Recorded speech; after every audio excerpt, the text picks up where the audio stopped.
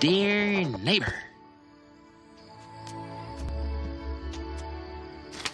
Blenders! No! I don't blame you for being upset with me, Homer. I just wanted to give you this letter. I'll leave now. Dear neighbor.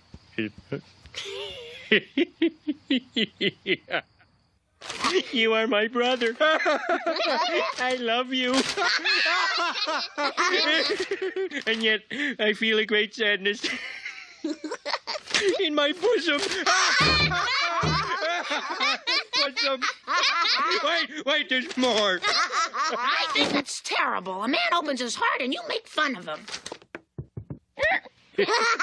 Neighbors forever. Oh, no.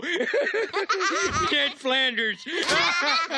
What a sap. Read the bosom part again, Dad.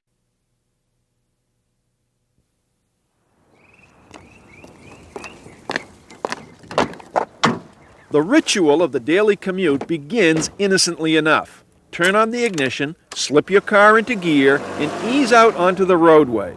But by the time the average driver has reached his or her destination, it is very likely they'll be cut off, tailgated, honked at, or otherwise had their very lives put in jeopardy. Welcome to the wild and dangerous world of driving in Boston.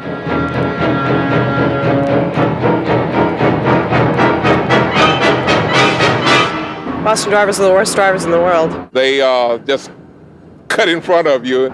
Darwinism, in effect, survival of the fittest. And if you can, push yourself in front, then you got it going. Here's the deal on Boston drivers and on driving in Boston. There is an absolute spirit of lawlessness in this area.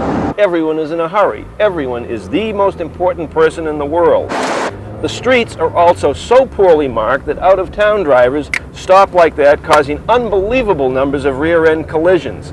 When people talk about the Boston driver, they're not talking about drivers just from Boston.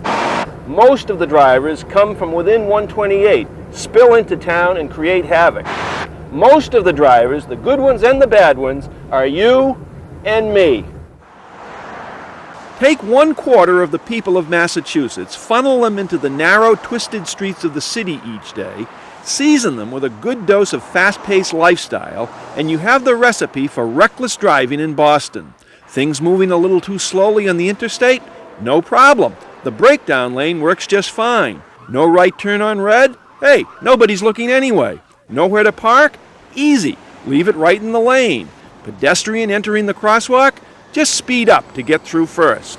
It's utter anarchy, in the sense of without laws. You don't care that there's a yellow light. The question is, can you race through before it gets to red?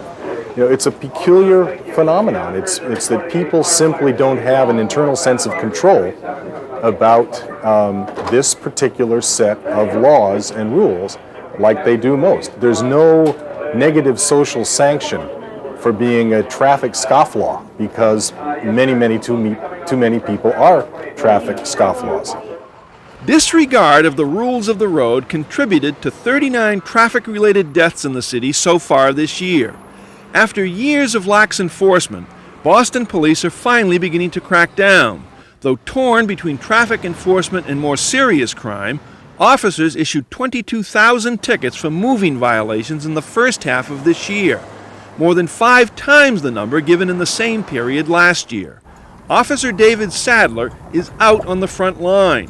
People feel that, I'm not breaking the law. I'm not committing a murder. I'm not committing a rape. It's just like, quote, a minor traffic infraction. But, a minor traffic infraction can lead into many serious problems. Pedestrians get struck by cars because of minor traffic problems. People get run and killed for minor traffic problems. So, it can escalate. A minor traffic problem become something major. But it will take a lot more than tickets to break Boston's culture of chaos on the roads. Do you need more police personnel to seriously do a job on traffic? Well, I think from our standpoint we have to do a better job at it, have to do increased enforcement, but we've done that in the past. I think if I had my druthers, I think the area I'd pay attention to most is the education component. I think we almost have a reputation we feel we have to live up to.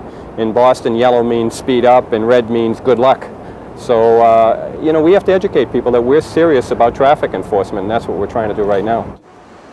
So now the police department deploys cadet trainees to cite violators at downtown intersections. Tracing license plates, they issue tickets against the owner of the car. About 25% of those ticketed have appealed, claiming they weren't driving, and their cases have all been thrown out by the courts. But 3/4 of those cited have paid up, and the police are planning to expand the program. People readily disobey traffic laws, and as many people as I can get out there and bring it to our attention, we're going to do that. What about the argument that, traffic enforcement is just a hidden tax? If I want to be interested in raising revenue, I can give my people tag books, and they can do far more revenue hunting in that way. That's not what we're about. What we're about is saving lives. That's part of our job. And I think the sheer numbers point to the need for vigorous traffic enforcement in the city.